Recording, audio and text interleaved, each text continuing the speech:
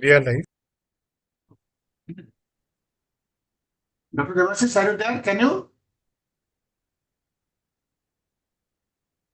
I think I A don't very think good so. evening. A very good evening on behalf of Eizoc Secretariat. Let me welcome all the members today who are present in the webinar today. At the outset, I'd like to thank our Chief Coordinator, Dr. BNR Subudhi, who has taken great pains to organize this program. This is the 24th episode, if I'm not wrong. And at the same breath, I'd like to thank our mentor, Dr. Chaitra Jaidev, co-coordinator, Dr. Sabasaichi Patnaik. I'd like to welcome our Eizoc Secretariat, our President and CSC, Dr. Nitin Dhera. We are honored to have as a speaker Dr. Neha Goel, who is Assistant Professor of the Army College of Medical Sciences and a Senior Consultant of Veterinary and Uveal Diseases at Synergy Eye Care, New Delhi. We are lucky to have our moderator, Dr. Rupak Kanti Biswas, today to moderate the session today. We have a galaxy of panelists today, Dr. Brutendu, Dr. Anita Mishra, Dr. Ravindra Chaudhary, Dr. Shashwati Sen, Dr. Ajay Gupta, Dr. Shamanta Barua, Dr. Ajay Sinha. Perhaps Dr. Ajay Sinha will not be able to present today. Along with that, a host of discussants from different medical colleges who are residents and postgraduates who will be taking part in the discussion today. With this, I'd like to hand over to Dr. BNR Subudhi for further continuation of the program. Thank you, Dr. Das. Good evening, everybody. I welcome you to this webinar.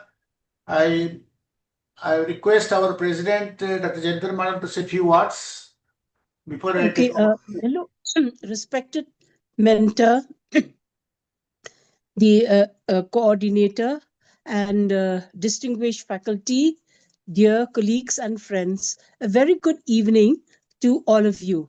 On behalf of Eizoc, I warmly welcome you to the ORPI webinar series 24.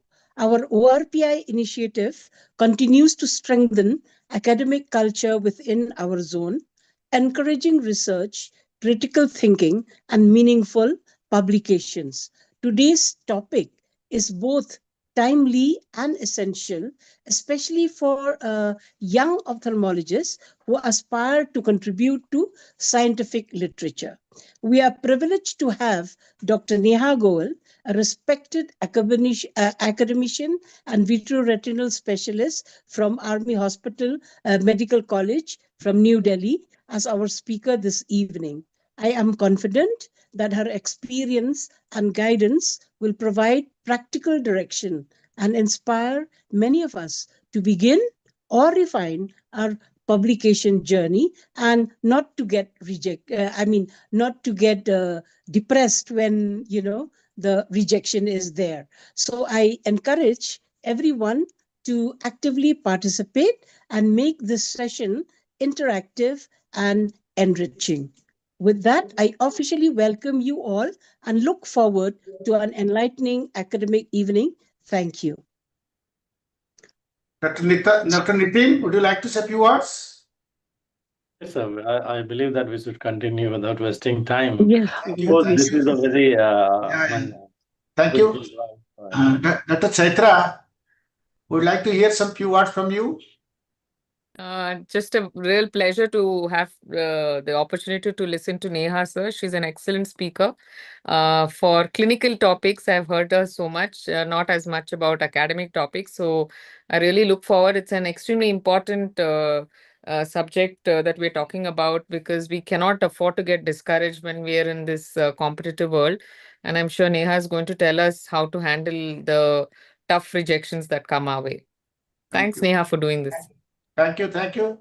I will ask my coordinator, Dr. Santosh Mahapath, to say a few words. Dr. Santosh, are you there? Dr. Santosh?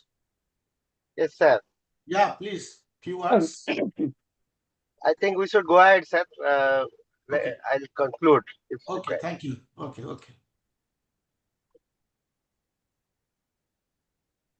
So once again, I welcome you to our program. This under the banner of Eizoc.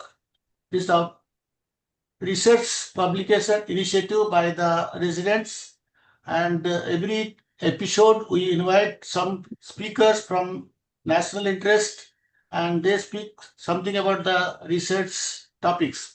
So this time it's at the session 24th, we have Dr. Neha Goyal from New Delhi, and she will be speaking on enduring rejection, the publication process.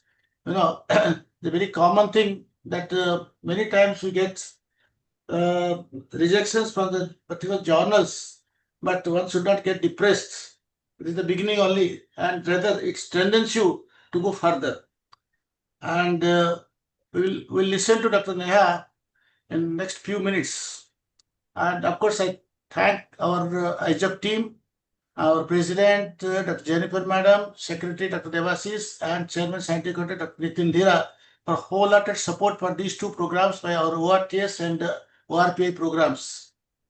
And of course, I must thank our mentor, Dr. Chaitra, to give select good topics and select the speakers and making it very lively for the residents. And I have these two coordinators, Dr. Sabishaj Patnaik, Dr. Santosh Mahapatra, always with me supporting this program. Thank you, Dr. Sabishaj and Dr. Santosh. And today's speaker, Dr. Neha Goyal, as she has been introduced by our President, Secretary, and her biodata will be spoken by our moderator today, Dr. Rupakanti Biswas. So he will introduce the speaker. So today's moderator, Dr. Rupakanti Biswas, is the Executive Director and Senior VR Surgeon at BBI Foundation, Kolkata. Welcome, Dr. Rupakanti Biswas. And, yes, good evening, sir. Yeah, good evening. Let me finish up this, then I will hand over to you. And today's panelist, as has been told, Dr. Bhutendu Maharana from Assistant Professor, AIMS, Bhubaneswar. Dr. Anita Mishra, she is Associate Professor at RIO SV Medical College, Cuttack. Dr. Rabindra Kumar Chaudhary is the Assistant Professor, MIMSR, Burla. And Dr. Saswati Sen, she is the Assistant Professor at the KIMS, Bhubaneswar. Dr. Ajay Gupta is the Director at Raspi Eye Care, Jharkhand. Dr. Shyamant Barua is the Professor, Head of the Department, Jorat Medical College Hospital, Assam. And due to some reason, Dr. Ajay Sinha could not join. He is the Assistant Professor, Patna Medical College and Hospital, Bihar. And today's the residents who will be participating actively in this webinar, Dr. Sastita Kar from AIMS, Bhubaneswar. Dr. Abhijit Sahu, RIO, SC Medical College, Cuttack. Dr. Ritupurna Sahu from MIMSR, Burla. Dr. Rajkumari Patel, she is from Agrawal Eye Hospital, Cuttack. Dr. Resma from KIMS, Bhubaneswar. And Dr. Mansi Lahari from Susatai Foundation. Dr. Indrani Chanakya, she is from MGM Medical College, Jamshedpur. Dr. Aman Gupta from Jorat Medical College, Assam. Dr. Smriti Devangan, she is from MKC Medical College, Berhampur. Dr. Subhasis Sahu also from MKC Medical College, Berhampur. Dr. Abhishek from Patna Medical College and Hospital. And Dr. Akanksha Waldia, she is Sankardev Natale, Guwahati. So may I request our speaker to ask questions while during her talk by naming person, not anybody, don't say that anybody, nobody answers. So with these few words, I welcome you all to this webinar and all the viewers also. We are behind the screen. I welcome them. And now it's over to our moderator, Dr. Rupakanti Biswas. Yeah, Dr. Neha, can we just start, please? So, good evening, everyone. Thank you, Eizoc, for giving me this opportunity. It's really great that this topic of specifically ophthalmic research and publishing is being covered in so much detail and being mentored by Dr. Chaitra, which is amazing. And I'm really grateful to be a part of this. I look forward to a great discussion and share my experience about the topic. So I'll be talking about something which we all don't want to face, but we end up facing day in and day out, and that is enduring rejection in the publication process. So just a quote I want to start with: wanting to be a writer and not wanting to be rejected. This is, I think we are all at this, at this stage, is like wanting to be a boxer and not wanting to get punched. So what this means in a nutshell is that you cannot be in this field, in this situation of writing and publishing. You cannot expect that everything that you have written will be accepted either in the first go or even in the second go, sometimes even in many goes. It is all a part and parcel of the process. And as Dr. Jennifer said, and as many people said, that it should be taken positively, and we should not be disappointed or even sometimes stop because of it. And that is going to be the focus of my talk today, especially for all the residents, postgraduate, senior residents who are just starting their journey in the world of publication. So in academia, as we said, there are few worse things than reading the words, your manuscript was not accepted for publication. And whether you have 10, you have 50, or you have 100, like many of us, you always get to hear these words. Dear Dr. Goel, I must reject your manuscript. Dear Dr. Goel, I'm writing to inform that we are unable to accept your paper. So there is no escaping this for any of us. It's a common occurrence, it's a part of the process, and there are many causes for this. Especially in the post-COVID area, we have seen that the volume of submissions is increasing. The rate of increase is actually accelerating. And it is, this is what I personally feel also. Maybe we can have some comments on this at the end. Getting published is undoubtedly harder than it was a decade ago, or maybe even 15 years ago.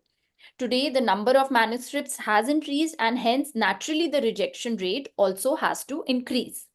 So for example, this is a multi-speciality journal, and this is a graph from 2022. And here you can see the blue part, which is nearly 50% is rejection without peer review, which means that the manuscript has not even been reviewed, but it has been rejected outright at the editor stage itself. So then there are other categories such as rejected or rejected but referred to another journal. And this is the one which is accepted, which is probably just 1/4 or 25% of the total manuscripts received by a journal. So first, before we address the topic of what to do after rejection, let's go into what could be the reasons for this rejection or denial. And for this, it is important that we understand the cycle of a manuscript or the peer review process. Especially for the younger authors, you know that once you submit the article is assessed by the editor. And sometimes the editor could outrightly reject it at this stage only, which is what the rejection without peer review that we talked about.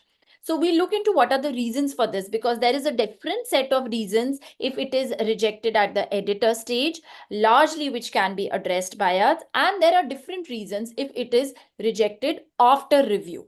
So if it passes this stage, then it is sent to the reviewers, and then the reviewers send it, the reviews are reassessed by the editor. Now here again, the editor can choose to reject the manuscript depending on what the reviewers have said, or there may be an assistant editor also in the middle for the subspecialties who decides that whether or not it needs to be taken forward. And then there is a subset which may be accepted without any change or with minor change, but that is not the category we are talking about today. What we are talking about is this category, which is now rejected after peer review. So there is one of this category and one of those which require revisions, minor or major, and then they get accepted. So this is what is the peer review process for peer reviewed journals. And this is how now we will address that at each step, what we can do to overcome these reasons for denial. So this is an example of a mail I got, which, as you see, it's written here, your manuscript has been rejected prior to peer review. So this means the editor has outrightly rejected it and has been kind enough to give me a reason. So the reason has been that the journal is overwhelmed with the number of submissions. There is a backlog of cases of over 1 year, and so they are no longer taking cases for that section. So like I said, the editor has been kind enough to give a reason in this case, but more often than not, they don't give any reason and they just reject it without peer review. This is also known as desk rejection. So one of the common reasons for this is if the content of your article is not within the scope of the journal. For instance, you have a case report on, say, retinal disease, which is genetic, and you send it to a journal which is talking about refractive surgery, right? So then the editor will just see the title, maybe the abstract, and reject it without peer review because it is not within the niche of the journal or within the scope of the journal. Secondly, if unluckily a similar work has recently been published in that journal, or if the editor feels that you are indulging in salami publications where you take out multiple closely related though different papers from a similar paper, or there is plagiarism which has come up in the software initially during checking, then again they do not waste time with peer review. Reviewers are also difficult to find, and there is outright rejection without peer review. And finally, this is not a very common reason, but then if you are completely not conforming with the journal style, format, or guidelines, they may reject it, though more often they send it back to you that please resubmit it in the proper format.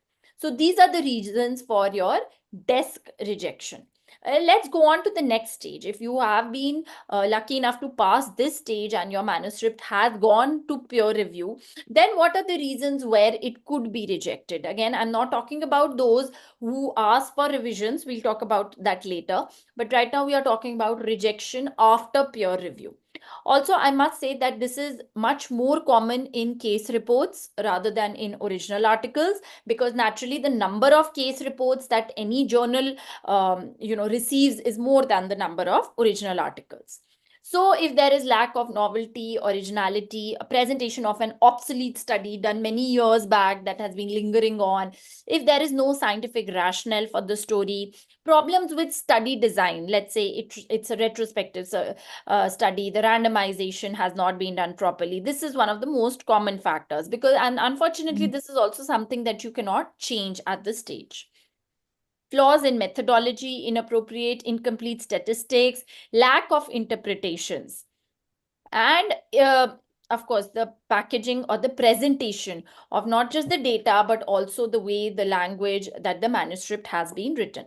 So all of these could be factors due to which your manuscript gets rejected after peer review. Apart from this, there are other factors which may not be directly related to the manuscript itself. This is an ambiguous reason, the reviewer's field of knowledge. So I have had manuscripts which have been a little novel, or who presented an alternate hypothesis which has been contrary to what the reviewer's scientific opinion is. But then in these cases, if you write a rebuttal, if you get the comments, then sometimes the editor may consider, giving it to another reviewer or something like that. Space constraints like the mail I showed you due to the volume of submissions. The journal's decision-making policy, sometimes they decide that, okay, we are not taking more case reports, or we are not taking more articles or cases on a particular topic. It's also possible that, the journal is having a special edition, or the editor is looking for something specific at the particular time, which is really not your fault. And the journal, again, luck, if there are two similar reports or articles on a similar topic, and one which has just been reviewed or just been accepted, then again you can face rejection for your manuscript as well. So just to make things lighter, this is what peer review feels like. Sometimes you may have one reviewer who is supportive, one who doesn't say much, but then you have another who has a whole lot of comments to give to you and finally rejects it. So when something like this happens, it's actually in the hands of the editor to take a call. So remember, it's not the end of the world. Do not take it personally. This is very important. Do not get demotivated. Yes, disappointing. It is disappointing. That is normal. But my strong advice is not to get demotivated. Do not think that the quality of your research is not at par, or maybe your writing is not at par, because as we saw, there are many reasons other than manuscript related factors which can be the reason for the rejection. And even if they are manuscript related, then you must take it in a positive stride and use it for improvement. Do not give up. Take a deep breath and never reply to a journal editor in a state of anger or disappointment. So believe all of us have felt like doing that when after 6 months of your manuscript sitting in a journal, you get a mail that it is rejected. You do feel anger and disappointment, but take a deep breath and then think what is to be done next. So most of us struggle to accept that when we have a paper rejected, there is actually no point in thinking whether it is your fault or the editors or the reviewers. What is to be thought is what should be done next. And that's the next section that I'm going to be talking about. Some tips to decrease the rejection rate. So just to revise, the editorial reasons for rejection can be that the paper is outside the journal's niche. Paper is being considered elsewhere. Again, for all our young authors, please remember that you can only submit to one journal at a time, howsoever tempting it is, that let me send it to two. If it gets accepted in one, rejected, I'll withdraw it from another. No, that is actually scientific misconduct. The writing is difficult to understand. Most journals now offer English language support, many for free, some paid.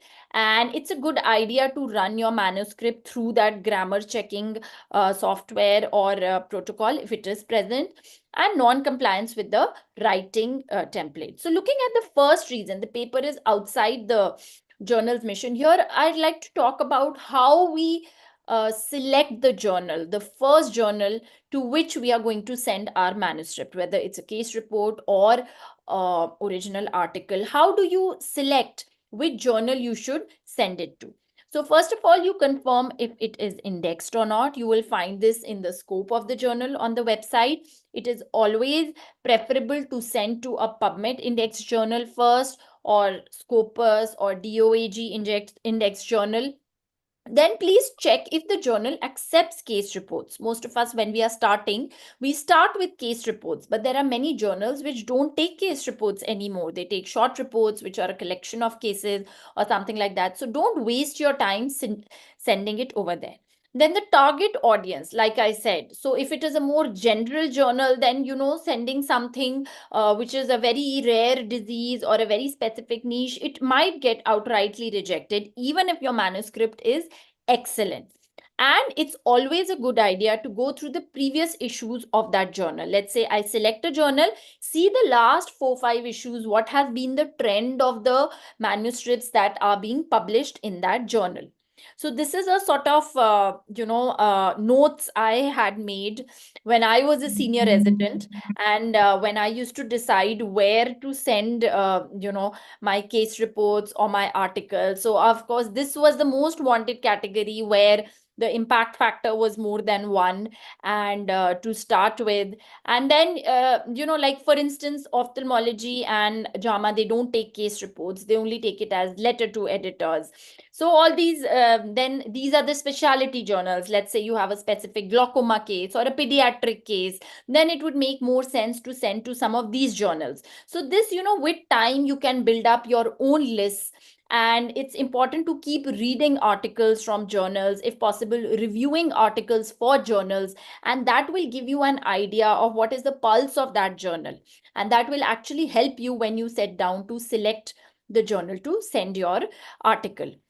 There's also this resource called Journal Finder at Elsevier, where you can enter your title and abstract, and it can help you maybe narrow down your search and recommend some journals for to which you can send your manuscript. Now, once you have selected the journal, it's important that you understand the submission process. So go to that journal's website, read the guidelines. What are the type of articles? What is the word count? What is the formatting, referencing? What is the format of this, even the superscripts for your reference? And it, let me tell you, as a reviewer or even as an editor, bad impression if you have not conformed to the style of the journal, because that also gives a hint that you had sent it somewhere else and it's probably been rejected. So now without changing it, you have sent it to another journal. Proofreading, spell check, very important. This again puts a bad impression on the reviewers, on the editor. And like I said, make sure you are submitting to only one journal at a time. So after this initial process, once you have submitted, it has gone into peer review. Then again, wrongful analysis, statistics, unclear hypothesis, methodology, not enough evidence, the study is not powered properly, weak methodology, inconclusive results, or sometimes, you have written a discussion which is not mirroring your results, and violation of research ethics. These are the technical reasons on which the reviewers may be forced to reject your article. Now, this is something which I actually learned being a reviewer myself. So be street smart. This means that when you are doing research on a particular topic, in any subspecialty, you somehow know who may be the academicians in that line. Let's say you decide to send to Eizoc, and you can anticipate who might review your manuscript. So be familiar with the recent work that has been done on the topic. And if there are some authors who have done good work on that, be sure to cite all that work, because there are high chances that your manuscript will go to one of them for review. And like even I for once one of my work was not quoted, and it was very relevant to the paper, and I took it not in a good stride, because that meant that you've not done your literature research properly. So be sure that you cite all the relevant work, especially if you can anticipate who some of the reviewers are going to be, that their work is cited if they have contributed to the field. Then avoid being overly critical when you reply to reviewers' comments, and always use positive language. Now, this is something I cannot overemphasize, especially for all postgraduates, senior residents, and young faculty. Sign up as a journal reviewer. So it is for free. It is your contribution to the scientific world, and you learn so much. You learn the on which you assess a manuscript. And once you know that, you will incorporate those points in your own manuscript when you write it. So when you are reviewing, you get a checklist. What is the novelty? What is the relevance? This, that. And that checklist will help you to write your own manuscript. You gain experience with the publication process, and you learn how to improve your own manuscripts. It also helps you to review recent research on an ongoing basis and keep up with the relevant advances in your field, because you get all the research, hot out of the oven before it's even published. So please do sign up for journal reviewers. So this is again just, an anecdote where actually, ironically speaking, none of us want to review, or none of us have the time to review, but then all of us want that our peer review should be done within a week and it should be back to us. So usually the professor will hand it to the PhD student, to the master's student, and then finally, the reviewer is just maybe a first year student or something. But on a more serious note, the quality of scientific literature actually depends on the quality of the reviewers. And that is why it is something which should be taken very seriously. And it is our duty as academicians to keep contributing to the reviewing process. So next, I want to talk about how a case report is judged, because all of us early in our publication journey, we start with case reports, and they're easy to write. You don't need that much ethical clearance. They don't have a long follow-up. So this is one of the scores that has been given about case reports: the uniqueness, the documentation. So which is why your pictures should always be very good, especially in ophthalmology, the educational value, interpretation, and then the objectivity. So it is not just that it should be a very rare case, but there are a lot of avenues through which you can get a unique or an educational case published. So I'll talk about that soon. So what next? So you've submitted your manuscript, it's been rejected, you've revised it, it's rejected again, and then finally accepted. So once I was in a gathering of academicians as ourselves, and one of the professors said that her article was actually rejected 11 times before it was finally published. And I found that very motivating. Because sometimes we tend to give up after 2, 3, 4 times that, oh, okay, it's not being accepted, let's leave it, and it's lying somewhere in some folder. But no, please do keep changing it, editing it, learning from the reviewers' comments, and keep on resubmitting. So because if you give up, see, there's no chance of success. You can still work, you can incorporate the reviewer comments, you can submit a response letter, and you still have a shot. But again, if you give up at any stage, then there is no chance of success. If it's not suitable for the journal, then you submit it to another journal which is more appropriate, or possibly a lower impact journal if you feel the quality of the research is that way. So you have to keep finding the reason for the rejection and then working on it. So to give an overview, if your manuscript has reached the peer review process and you have got the reviewer comments, even if it is rejected, please do save those comments and make the necessary alterations in your manuscript. Read them and learn from them. Make appropriate revisions. Rethink your choice of the journal. If you feel you can resubmit to the same journal, write a letter to the editor and see. And rethink your publication options. So as I said, I'll just a word about revision, that and I say this from personal experience, that whenever I get a manuscript for revision, that becomes my number one priority. You know why? Because if I do it promptly, answer all the relevant points promptly, it will go back to the reviewers promptly, and it will still be fresh in their mind. Let's say I send it after 1 month, 2 months, they also don't remember, and then it's additional work for them to read the entire manuscript again. So always do your revisions promptly, answer each point by point, leave ego over here. So many times I have made changes which I have not felt were necessary. Of course, not major changes, but minor changes. Remove this figure, change this, add this. And but again, if you feel that it is not necessary, provide a clear reason politely. Do not argue and be humble. On a positive note, manuscripts are rarely rejected after a revised version has been resubmitted. And that's another reason why I like to do all my revisions very promptly. So let's talk about case reports. As I said, I'll come back to it because that's something for the younger people. So one thing is that has it been reported earlier, but that will be a very small subset of your cases which have never been reported. And it is so unique. So then you can still have a unique case which you can present in a way that adds something to scientific literature.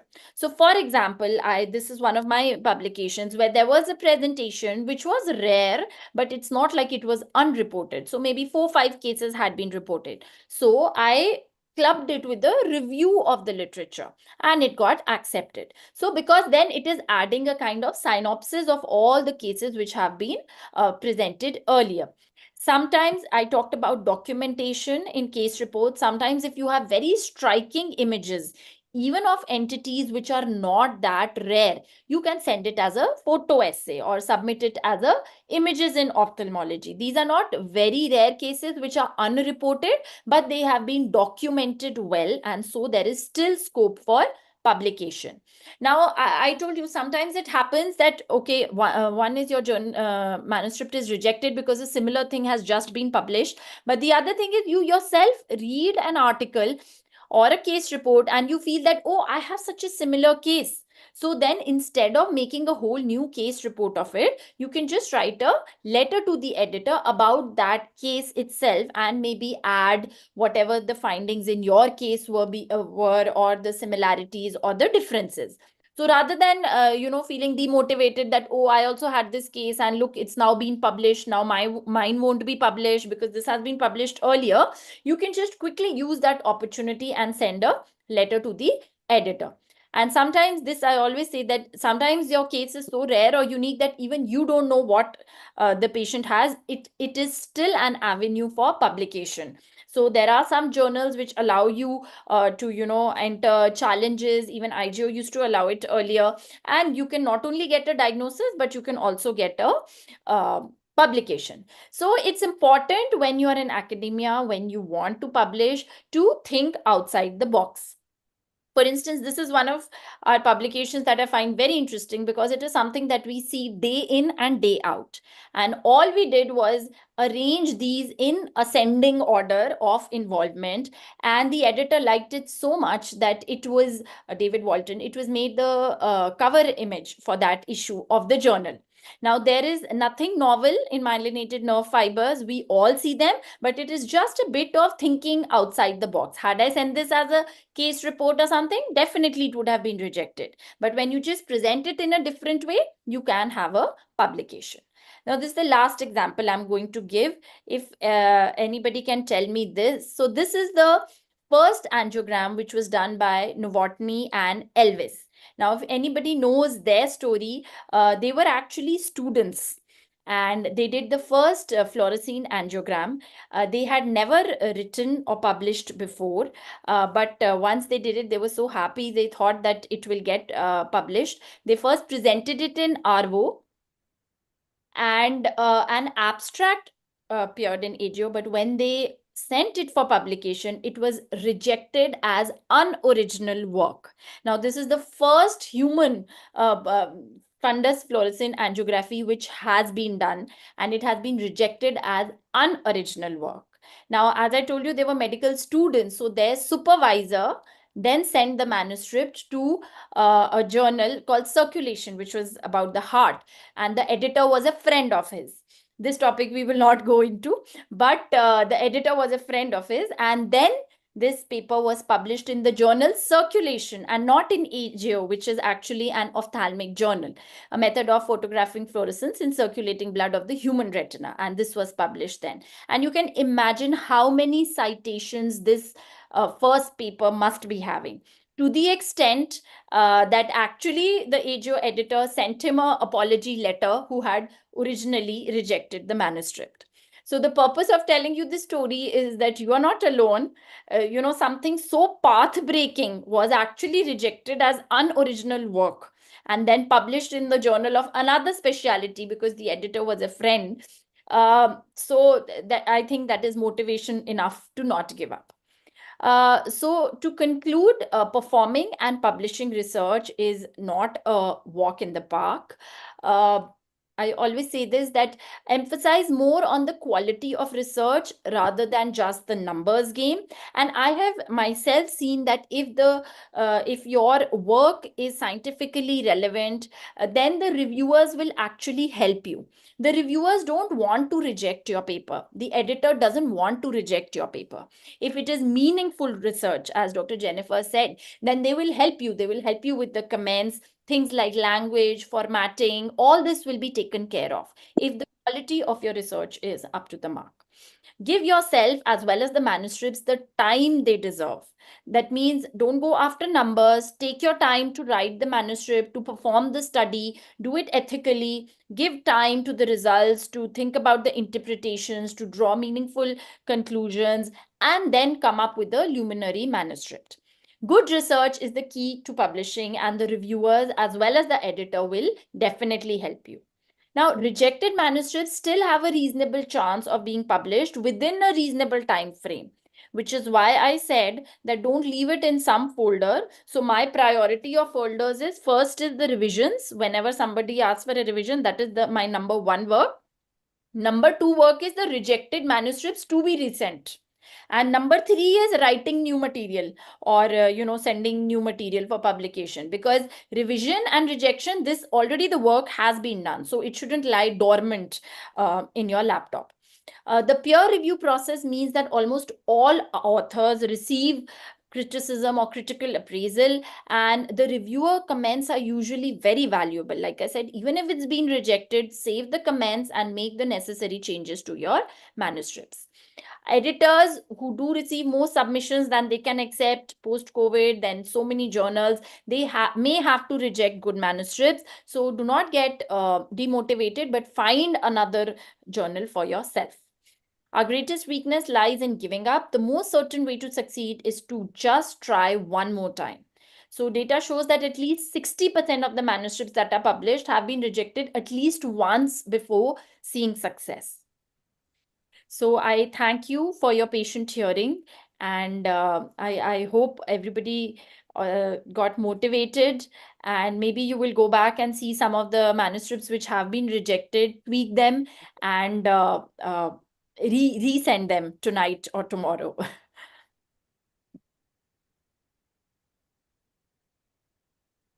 Dr. Neha, this is an excellent presentation, and the way you have described it, so encouraging of a situation from where it can come out. Thanks will be a little small for you, but anyway, I will definitely take the discussion forward for any of our panelists if they have to ask any question. Otherwise, I have few more questions for you. Dr. Ajay, do you have anything to ask or anything to add? Or I'm talking about Dr. Ajay Gupta.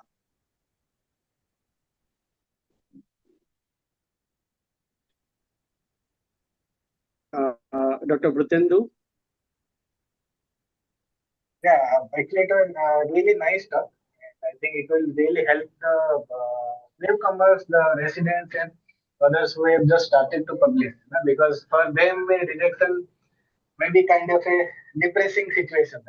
Those who we have done so many publications, we know what is the meaning of a rejection of a manuscript and other things. And there is one more thing what I actually do, always submit to a journal which has a little higher impact factor. Although I know there is a higher chance of rejection, because sometimes if the luck favors, you may get accepted also. And if gets rejected, then I just go down, down, and down. So anyway, it was a very nice presentation. So, thank you. Yeah, absolutely, absolutely well taken point. But again, at the same time, like instead of that, also if you can select that which Dr. Neha was telling that if it is bang on to this, that surely this is going to be for this material is going to publish. But most importantly, I think Dr. Neha has told at the end that you give adequate time to write that paper. It is not that simply if you can just write and then send and see what are the rejection points and then again redo, rather than initially you give a little more time so that the chance of rejection becomes less. Dr. Anita, do you want to add anything for this? It's a very excellent, crisp, yet detailed presentation. In the last 23 episodes, we have seen how to succeed, but nobody told us how to handle failure. So this was very much required, how to handle failure and not to be disheartened, but to go ahead with that. We have all faced rejection, outright desk rejection, because of simple things like we hadn't done our homework, like what was the scope of the journal, and then we didn't take the help of apps like Grammarly or Turnitin in the initial phases. Now it is very much helpful for the students because they have the apps to download for checking the grammar, for like journal finder for taking the scope of the journal, and for checking plagiarism. So it is much more easier. They have to do the homework first before submitting it, so that the risk of rejection is less. Thank you. True, very true. I think Dr. Neha has very well summarized what are the points for the if you take into the consideration, then the chance of rejection goes, significant knowledge and experience in publishing. I'll request our panelist, Dr. Ravindra. Yeah. Would you like to add anything Good evening to one to and the all. discussion? First of all, I would congratulate Dr. Neha for such an excellent presentations. Usually, everyone looks, as Dr. Anita told, everyone looks about the success, but they underestimate the failure. So once you take the failure as a challenge, you can definitely be a successful person. And to add on to Dr. Neha's talk, I will just highlight about another thing. Even in Nobel laureates also face rejections. For example, handshake Krebs. Everyone knows about these PCA cycle or Krebs cycles. Krebs actually identified that cycle. And if you go to the history, I just going through that history today morning only itself only. That he also faced that rejections in the Nature journal when he first submitted that. But later on, it was again accepted, and now everyone knows that it is a TCA cycles and Krebs cycles. That is one of the things I want to add on. And another things I would like to tell for the resident is that most of the resident they start with writing the original articles, but I would advise them write first case report, because why all of them are going up the original article is that most of the times promotions for the faculty members, or if you take into the if you take suppose original article gives more credit to their biodata, but it's not like that. You start with the case report. Just select the good case report. Even if you are not getting the rare case report, at least you select a good documentations in your report. Every day you are facing a good cases in your clinic. Just select that one case and go thoroughly and document that. And lot of journals are there. They are accepting as photo essays and everything. That is one thing. And one more things about my history. When I started my publication in the year 2007, I started with case report, first a case report, and along with this review of that case report in Moore and Salsas in a very simple journals. Later on, when I jumped into IGO, I just send an original articles on article, but I got a lot of major revisions, lot of things. But I succeed in accepting after 2 years by fighting with that. So thing is that is the things. And one third thing I want to give emphasis to the resident about that: write the articles, read it thoroughly, once, twice, thrice, and take a break for 2 to 3 days, and give your article to another person's of your batchmate, so that they can read and they can find suggestions. Because sometimes what happens, our eyes do not see the fault, but others eye can see that fault. That is the things. And suppose even if you are reading, you are not getting your friend to study about your articles, give a break for 2 to 3 days, again you read, you will find the faults. That is the things I would like to add on. And rest is all okay. Dr. Neha, again congratulate Dr. Neha for an excellent presentation. Thank you. Yeah, thank you, Dr. Ravindra. Is nice way of putting things. Dr. Shashwati, would you like to add few points? Good evening, sir. A very nice talk indeed. I would just like to add one point here, because rejection leads to desperation. So, what our young minds need to know is, when you get rejected, you don't fall desperate and fall prey to predatory journals. So, that is one thing that people should keep in mind. There are a lot of journals coming up every day. We are getting mails every day for publishing on and off in these journals. And because NMC has this new rule of PGs have to publish a paper before they appear for exams and all, they start getting desperate. So here we should not forget publication ethics and always be aware of the predatory journals, and do a research ethically, as pointed out rightly by Dr. Neha. Thank you. Very well point. Very well taken point. Because this is how you go into a cycle, and then your original publication, they lose actually the value for this. And Dr. Shamanta. Good evening, all of you. May I know, please, if I'm audible or not? Yeah, you are very much. Okay, thank you very much. First of all, I'd like to thank you all for inviting me here to be a panelist amidst such a wonderful galaxy of wonderful people.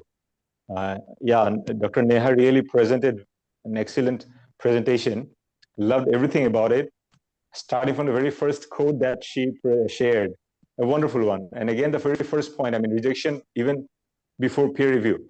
That's very important, actually. And probably it depends also on the the journal, the quality of the journal, or for the matter, the high-end journals, the more demand journals, they of course really do so sometimes depending on the situation. And one of them, probably I can add on, is that maybe sometimes in the impact factor and the contribution to the ophthalmology medical science. They look to that also, because sometimes they go through the manuscript, and from that itself they come to some conclusions, maybe in a hurried manner, probably sometimes, that maybe it won't have an impact factor, or maybe it won't really contribute so much to medical science, ophthalmological science. So these are certainly things which are add-ons. As such, it's a wonderful, beautiful presentation by Dr. Neha Goel. And again, I agree with Dr. Saswati that yes, people do become desperate sometimes and fall prey to those journals, because nowadays, as she said, it's not only for the PGTs, but also for the faculty to have the publications to get promoted as per the NMC norms. And in my whole journey throughout till now, at every stage, I had been submitting my publications, and based on those publications, as well as some training nowadays, which are very mandatory, like a BCBR, Basic Course in Biomedical Research, and again, the Medical Education Technology courses, the promotion is really dependent on. So with those points, I would like to once again congratulate Dr. Neha Goel, and thank you all for inviting me out here to be a panelist. Thank you very much. Thank you, Dr. Shamanta. And Dr. Ajay Sinha, few points for you to add. And Dr. Ajay Sinha is not there today. Okay, I understand. You have mentioned it earlier. Yeah. So I think the overall discussion was absolutely, very pointed, and I would like to take comment from Dr. Chaitra as well. If Chaitra is there online. Yeah, I am here, Rupal. Yeah. So, like I said, Neha has done a wonderful job. I think it's very important that we get past these hurdles. And I think from each rejection, there is something new to learn. One could be that we have not, the science is right, but the way we've conveyed it is not right. And so many times the science itself is wrong. And there's always a chance to improve on it and redo it. I don't think getting dejected, is the way forward. And for those of you all who are in, institutes, publishing is a must. So we have to figure out a way to bypass these hurdles. And I'm sure with so many years behind us and publishing, it's not so bad once you get the hang of it. One thing that one needs to keep in mind is that each journal addresses things in a very, very different way. Like how IGO treats papers is very different from another journal. So we can't expect one size fits all. So that's something you learn along the way. And the best way to do it is to read a couple of the papers already published in that journal. Then you'll get a idea of what the editor is expecting from a submission. So that's one way to do it. And I think one of the meanest form of rejections is when the reviewer has a conflict of interest. Though we are supposed to say we don't have conflict of interest, many times suppose a reviewer is working on a similar paper already, they tend to give negative feedback. So that's quite sad, but you can't help it in this competitive world. Thanks again, Neha. Wonderful. Yeah, I think Dr. Chetra has pointed out one most important and practical point, but again, that is not in our hand, because that is you can't control that. But one more thing is that for the beginner, if you start reading of multiple journals, then you have an idea of how to write and a correct way of writing the journal also. So that is most important. Even there was a question comes that Dr. Ravindra was telling that yes, start with this small case presentation, but again, even before that also the write a letter to the editor, that also is an important, or even a photo essay. So anything which you think that this is something new to come to the ophthalmic fraternity, that can be published.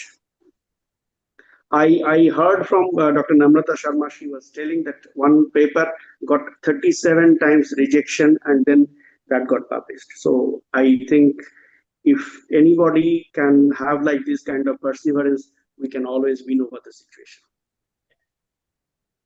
I would like to request anybody is now. I'm keeping it open for anybody to have any comment. Otherwise, we'll request our Dr. Santosh to put a concluding comment on this. Dr. Devashish Das. I think you take some comments from the residents. Let us ask some questions for the residents, whether they have understood or they want to ask something. So one by one, please, residents, please do come forward. Dr. Indrani, would you like to ask something? Yes. Good evening, everyone. Ma'am, can we publish in one paper, like one paper I have done in IJNRD called UGC updated. It's UGC approved. So I'm getting mail from clinical, like one more mail that in another paper can I publish in another case report study? That paper? So it's an original article? Yes, ma'am, original. So you want to republish one of the cases from that article? That article only. I want to do the case report. Can I do in some else's? It's clinical case report only. Okay, so but that case was part of the cohort of patients in that original article, right? It's from one patient only. Yes, you can. Technically, It's like a Scholar 1 manuscript. From the Scholar 1. there are two issues here. One is the ethics part of it. So ideally, once a data set has been published in a journal, so you cannot republish it in part even elsewhere, unless you have taken explicit permission from that journal. Now, once you see when it is, has it already been accepted in that journal? Yes, ma'am. So then you have already given the copyright to them, right? So now it belongs to them. So if you want to publish it in part in another journal, you ideally have to take permission from them. And when you do send to another journal, in any journal, they ask you, has this been published in part or elsewhere? So that means you are right, but that patient was part of that data set, which has already been published. So what you actually should have done is the reverse thing, that maybe first publish that patient of the case report and then done the original article, because that is a greater number of patients. So there you can say that it has been published in part as this. But if you've already done the original article, if you take out a patient from that data set, usually nobody will give the permission to publish it elsewhere. I hope I've understood your Yes, question. ma'am. Yes. So it Thank is against ethics actually. you. Yeah. So, and it also goes for actually conferences. Like I'd like to tell all the residents that ethically speaking, you can present your work as many times as you want. Okay. Whether it's a case, whether it's your thesis, whether it's a clinical study, you can keep presenting it at various conferences. But once you have published it, then again, like I said, you've given the copyright to the journal. Then after that, if you present it, you have to state that it is already published. Till it is published, you can present it freely wherever you want. The copyright is with you. But once it is published, then you must not send it as a abstract in conferences. Understood? Okay. What else? Swastika? Good evening, everyone. My doubt was almost similar to Dr. Indrani's. Like, suppose we have a case report, and can we give that as an image based to journal like essay, image essay, and a case report to another journal. But that was already cleared, but ma'am, that we cannot be doing that. Either we can submit to the image essay or we can do the case report, right? Do only one, because once it is submitted to the journal, it is their property now. So even in part, you cannot. And if you have to, let's say you write a book one day and you want to use one of your case reports, then you have to write reproduced with permission, that you have taken the permission of the journal that you are using that image, even if you are only the author of that book. Okay. Okay, ma'am. Another doubt I had, like suppose you told we have to it is good if we cite the editor, the one who is editing the journal, if we cite the work of that person. So is it like it should be from the same journal, or it could be from any journal we are submitting to? So just to clarify, I didn't say that you cite the work of the editor or reviewer, you may not know. But then if you are writing on a very specific topic, you see, and even when you do the literature search, you will see that maybe there are some authors who have done a lot of work on that, or who have many papers on that topic. Then you must cite them. Sometimes, when we are initially writing, we forget or omit citing, giving the proper, a due to those articles. And that it doesn't hold in good faith.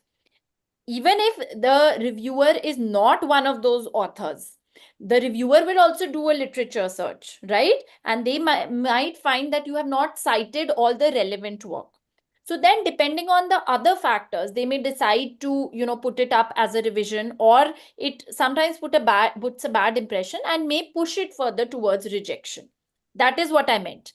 But yeah, sometimes, like when you're sending to an IGO, for instance, so we know who have recently published on that particular topic from our country. So it's a good idea to, cite their work, to mention the honorable work that has been done in that. That is what I meant. Even if the reviewer is not one of the authors, they will also do a literature search. And if they find that you've not cited recent articles, then that becomes a ground for either a major revision or a rejection. So it doesn't feel good. Let's say you are publishing a case report and you say that only 3 cases have been published. The reviewer is also going to do a literature search. If he finds 2 more, then they might get irritated and just outrightly reject it. That is what I'm trying to say. So your literature search and citation should be complete. Don't think that if we don't cite those, then ours will be the third case and it might get accepted. It works the other way. They feel that the literature search has not been thorough. That's what I meant. Okay, thank you, ma'am. Anybody else? Dr. Raman, do you like to ask something? I am admitted. Still you are muted.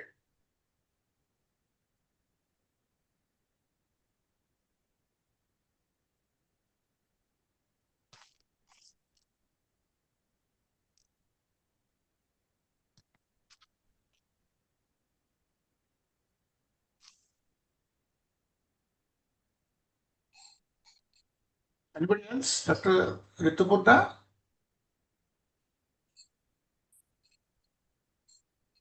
Dr. Esma? Good evening, sir. Sir, I have a question. You got muted. Yeah, please, I think, yeah.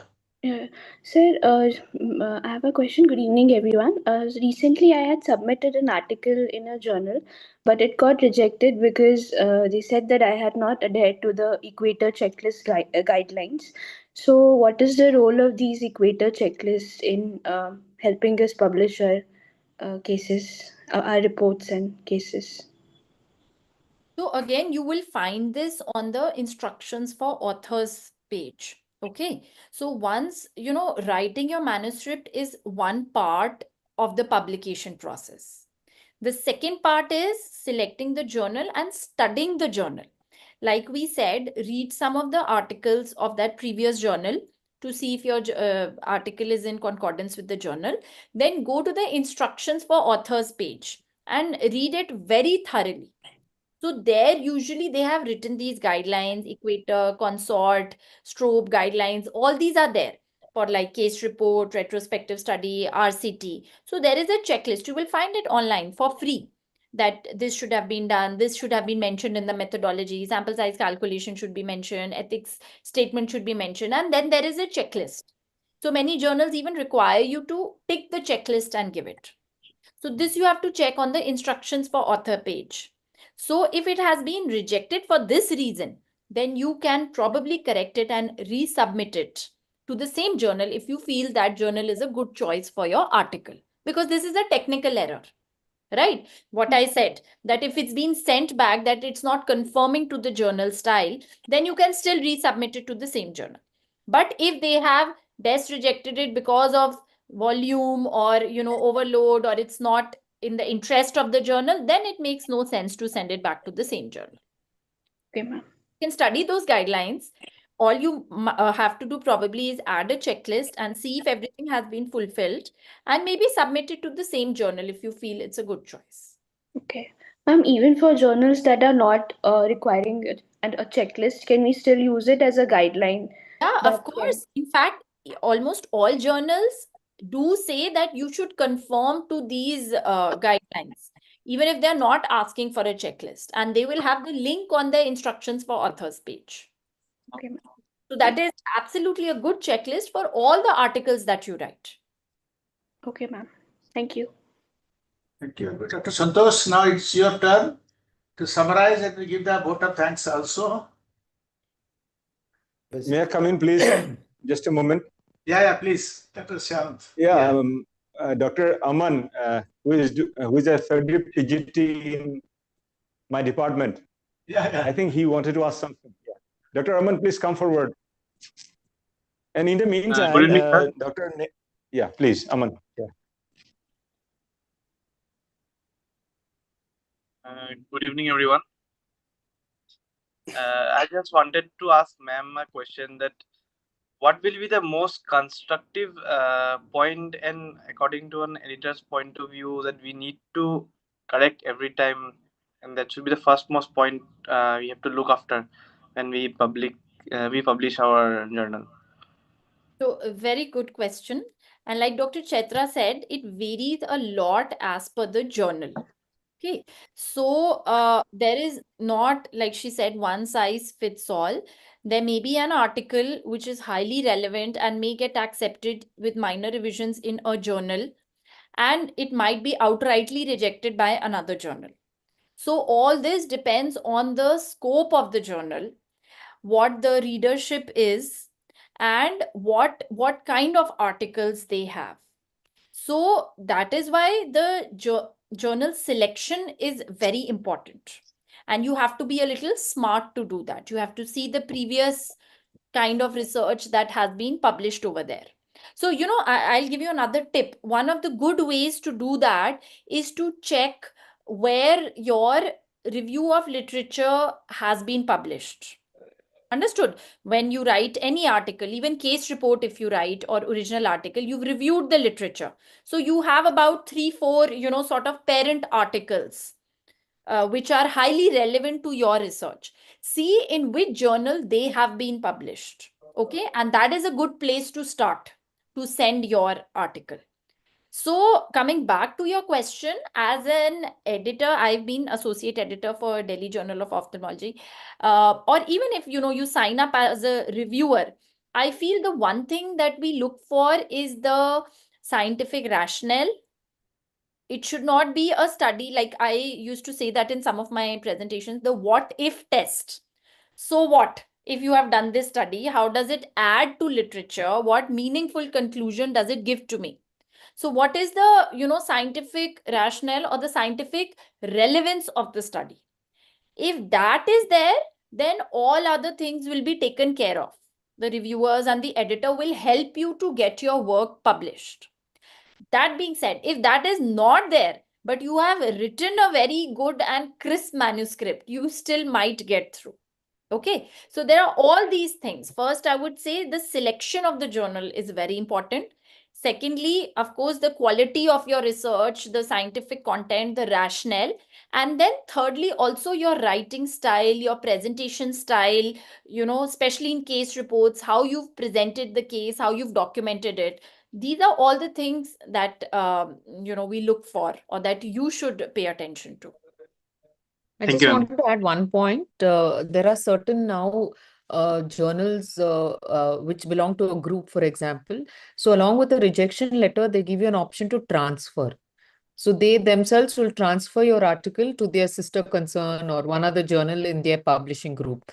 So then it becomes very easy. Of course, you may not want to publish in that particular journal, but you don't need to redo the entire paper because it's an automatic transfer. That's one other thing that there are quite a few of them that offer it now. Yeah. So like BMJ also does it, but then I always feel it's important to check the publication charges when they are themselves suggesting where to transfer, because you don't want to go through the process and then say that, we cannot give the article processing charges. So always check that part also when you're transferring.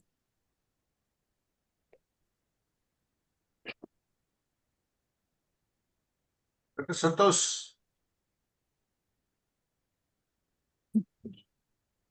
Should I conclude and vote of thanks also, sir? Yeah, please. Okay. So very nice discussion was going on. So it was really a pleasure to be part of this series, which is the man behind the series, none other than Professor B.N.R. Subudhi. Thank you, sir. Today's discussion was really good. I would like to thank Dr. Neha for making it so simple. And the conclusion is nothing but rejection is not the end of the story, but it is part and parcel of the process. So everybody should take away this sentence from this today's presentation. And as she told in one of her slides, there are 5 R's there. But simply to put it, once you face a rejection, one need to read, revise, and resubmit. Read your article again, read the reviewer's comment and the points of rejection, revise your whole article before resubmitting to another journal, and you have to choose the journal wisely. So we should take away from this presentation that revision is just a part and parcel, and it is the process. So finally it is going to be published, but you need to really fit into the journal where your article is going to be published. So I'd like to thank Dr. Neha for the wonderful presentation and the whole team of Eizoc, starting with President Jennifer Madam, Honorary Secretary Dr. Devasis Das, Chairman Scientific Committee Dr. Nitin Dhira, my co-coordinator Dr. Sabyasachi Patnaik, for moderating the session Dr. Rupak Biswas, all the panelists and discussants for today's session, and last but not the least, Dr. Chaitra Jaydev, who is actually doing the mentorship throughout the series. So we are thankful to the whole team for going on with for more than 2 years now, I think, and conducting it so well. And the platform is given by Entered Pharma. So I'd like to thank the Entered Pharma also. So with this concluding remarks, I would like to hand over the session to Dr. Subudhi so that I can close the session. Thank you all. Thank you all. And it's a really nice webinar. And we look forward to our next session next month. Thank you. Bye. See you at Jaipur AIUC. Thank you. Good night. Good night. Good Thank you, Dr. Neha, for such a wonderful, wonderful lecture, really. Thank you. It was lovely to be Excellent. here, and Yes, it was thank you. so beautiful, and so simple. I think the students, they really appreciate it. I'm so glad. Thank you so much. Thank you, Dr. sir. Neha, Thank you all. Thank you, Neha. Good night. Dr. Neha, I want to add one more thing. Last session we had Dr. Vinod Kumar. Acha. It was really wonderful, I think. That was so I didn't simple. know that, sir. He did say, "Arey." Now you all can discuss, Neha. It was really He good. didn't tell this information till the end. So we've had back-to-back sessions by Vinod and I Neha. hope there was no repetition. No. His topic was different. Acha. Okay. Okay, So sir. Are we still live, sir? initiative, We are live. this topic not talked about much. In fact, I was just reading a notice today by NBE. So they are giving support for CME on this topic. They are even funding it, not on just clinical and academic topic, but especially on research, publishing, and entrepreneurship, AI. They have just sent the notice to all DNB colleges that please organize CME, and we will give you financial support, because this is so important for residents, faculty, everybody. Great.